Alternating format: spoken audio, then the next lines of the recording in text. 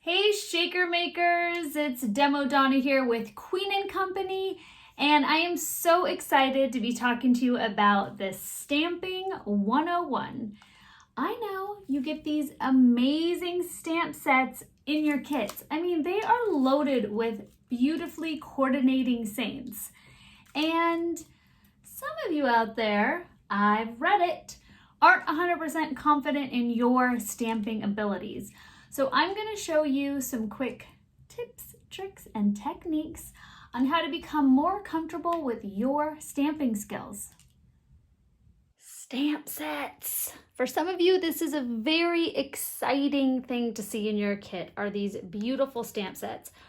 For others, I know it's a bit intimidating, so we are going to start with what happens when you first get your stamp set and what do you need to get started. So I would say a basic need, if you've never stamped before, is just a simple acrylic block. And because we are using words, I recommend something that has some grid lines in it. And I know some of these are filthy, so my apologies. But grid lines really help you to line up your stamp, so when you know that you're stamping it on your paper, it's nice and straight. So a gridded acrylic block, and you could get something very basic, or you can get something with a handle. And then of course, there's always the option of using a stamp positioner. And a stamp positioner really helps, especially if you've got unsteady hands, or you know you're gonna need to stamp it a couple times. They're all kind of big. I know they come in different sizes, and you can use them for clear stamps or for the rubber stamps on the double-sided cushion.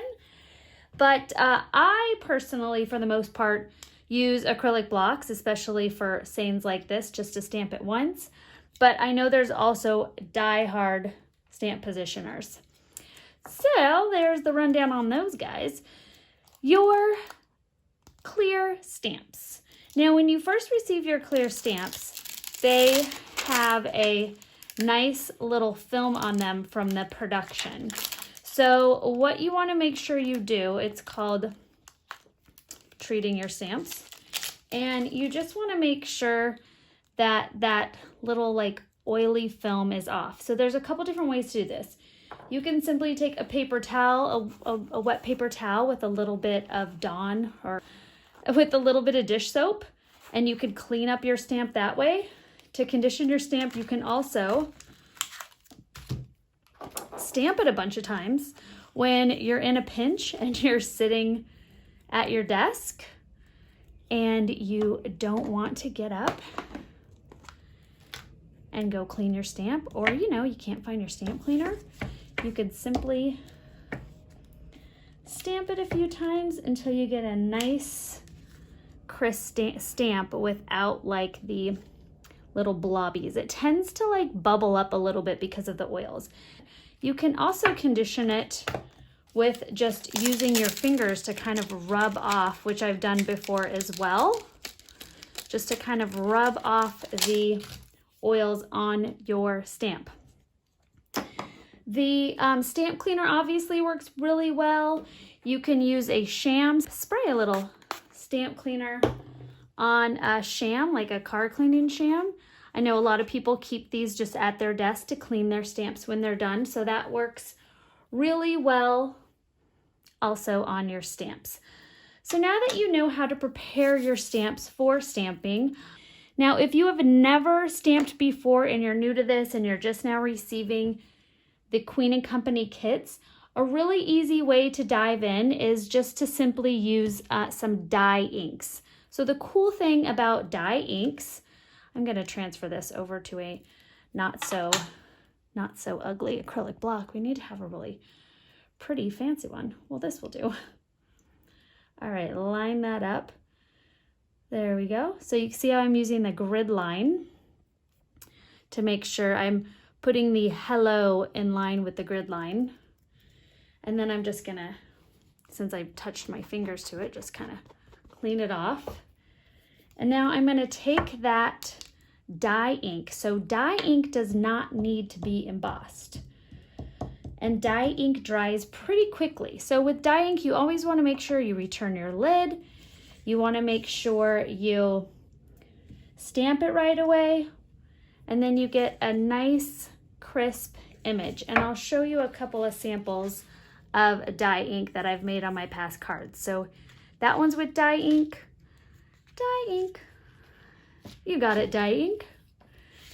And another, a really good one, a lot of people use Memento is nice, and a StazOn, but those tend to be a little bit more permanent, so just make sure you have the right cleaners for those. If you're a little bit more comfortable with using your stamp positioner. I know you guys want to see all the goodies, so I can't just skip any steps here. So I'm going to throw stamp right here, and I'll show you the joys of a stamp positioner. So I'm going to take my little magnets, and I know I don't even have washi tape on my magnets. That just shows you. Oh, look, I put that on the wrong side. There we go. Just shows you how much I use my stamp positioner. I know you guys are like going, Demo, how in the world do you go through life with not using your stamp positioner every day? I know, I'm crazy. So the cool thing is, especially if you're doing a lot of cards, your stamp positioner, if you continue to put your paper up in that same corner over and over again, it's great with making multiple cards. And again, if you don't get a crisp image that first time, you can go back and stamp it again. You can also go crazy here, do like multiple color, which is really fun.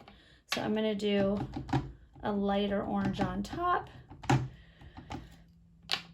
then we'll do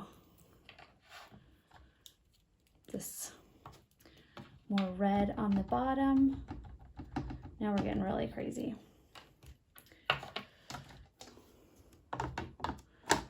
Helps when you've moved all your stuff. You know I'm one of you when I'm just a big hot mess with stuff all over my table while I'm trying to demo. So there you go. You've got Hello Autumn with a nice little ombre, the orange kind of fading into the red, which is really pretty. So if I, for some reason, didn't hit that enough and it wasn't, like for instance, my H, I didn't ink it enough, if your lighting's not great, your stamp positioner really comes in handy for that. Okay, we've gone over dye inks, we've gone over the tools you need for that. Now I'm gonna do a little bit of embossing for you. So as you can see, I stamped these and they are nice and adhered to my paper. I didn't need to do anything else to these, and the dye ink dries pretty fast. So if you ink up your stamp, you're gonna wanna stamp it right away. Unlike pigment ink and embossing ink. And I have, we'll get rid of that guy. I have hundreds of embossing powder colors, so therefore I use a clear pigment ink. All right, I am gonna show you, I stuck in a block, here we go. I wanted to stamp, this is from the Holiday Sentiment Stacker set, and I'm gonna be embossing, and I am first going to take, there's a couple extra steps with embossing and tools that you will need. So if you're new to stamping entirely, I would say dye ink is the best place to start. But if you've been stamping with dye ink for a long time and you want to experiment and try something new, embossing is beautiful.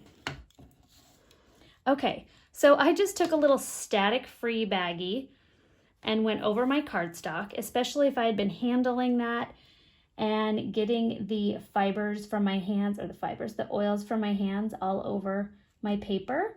So you could see I lined up my acrylic block, and you could see it right over my cut piece of paper. And that is from a foundation die, and I'll add it to the link because I didn't write it down, which I normally do. Terrible. All right, if you are new to embossing, coffee filters are definitely your friend because they'll catch all the embossing powder.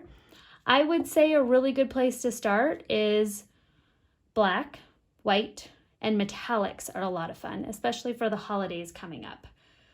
So I'm just gonna sprinkle, this is gold embossing powder. Tap that off. So now you can see it's kind of more like a grainy finish. And I didn't pull my little brush aside, so I will do this. Before you do any heat embossing, if you have any little specks of your embossing powder left over, just make sure you wipe it off before you heat set it. All right, heat tool is the next thing you need in order to emboss. And you can heat this from the bottom and you'll see it slowly melt.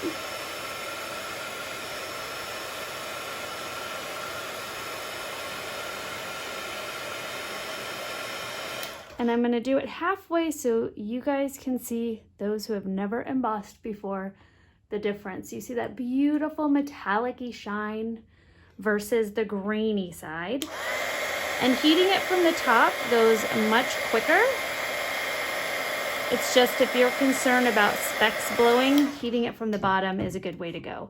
Also, make sure you're always pointing your heat tool away from you. It will burn your adorable little fingers off like hot. So make sure you're really careful with that. So now I've got a great little stamp saying, and that's gonna be really cute when I put that with like a mirrored cardstock background. I know this isn't attached, but you get the hint. I'm sure you guys will make me post this for you when it's all done. But I'm gonna show you a couple samples, and then you could pour all that right back into your jar and save your embossing powder. It's our favorite thing to do as crafters. Save it forever. Here is a red embossing powder. So you see it has like a shine to it, a more professional finish. And then here is white embossing powder. So obviously if I had a white dye ink, I don't even know if that exists, it's really not gonna show up on top of a dark colored cardstock. So that's really cool. And also you can see here on top of my acetate, that is done with the embossing as well. Okay, really cute with this holiday sentiment stacker set. It has some tiny little snowflakes. And another great thing about your clear stamps and your really nice gridded acrylic blocks is you can do like a combination. So if I wanted to do a little snowflake cluster here, or if I wanted to add the sentiment and the snowflakes at the same time, I could stamp it all at once. So that's really great because it gives you the ability to have a lot of creative freedom, which I like. So remember, I've still got a little cleaner on there, so I'm conditioning my snowflakes. And I didn't really think about what color I wanted to do these, so I'm gonna actually do a really dark blue. And just simply ink those up, and this is a dye ink again. And you can do a sweet little background, really fun.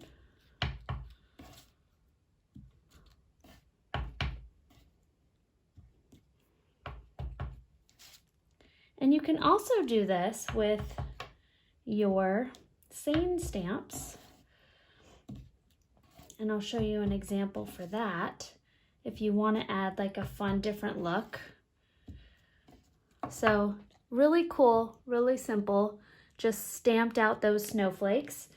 And then I was just playing around, and this was Warm Winter Wishes, and that is on before I cut out one of the decorative dies for my snowflake shaker from a few weeks ago, this guy here. So I was just playing with the leftover scraps that I had and thought, ooh, maybe not against those circles, but that might be a really cool background with a card as well. All right, so that is a little bit of Stamping 101. We went over dye ink, we went over embossing / pigment ink, how to emboss and how to stamp, and how to condition. Ooh, and clean your stamps, something you know we're all really good at. So again, I've got some stamp cleaner already there, and we're good to go. So there you have it. Thank you guys so much for watching. I hope you just dive right in and start using all of your amazing stamp sets that come with these fantastic kits. Remember to check out queenandcompany.com for all these fantastic goodies, and comment below if you have any questions or if there's something else you would love for me to teach you in one of our 101 series videos. Have a good one.